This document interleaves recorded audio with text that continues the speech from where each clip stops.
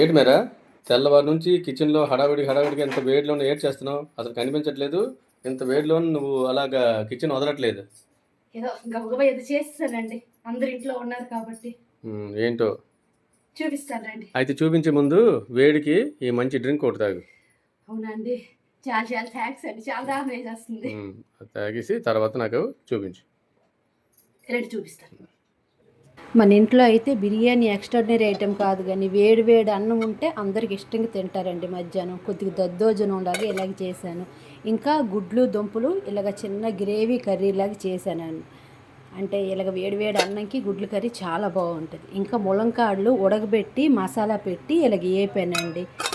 దాని తర్వాత ఇంకా ఆనపకాయ పెసరపప్పు ముద్ద కూరలా కొద్దిగా చేశానండి. ఫైనల్గా చారు పెట్టేశాను. ఇంతేనండి ఈరోజు నేను చేసినవి.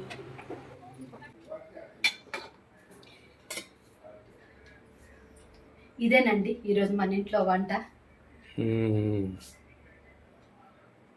ఓకే ఓకే, పద, ఆకలేస్తుంది. అవునా, పదండి.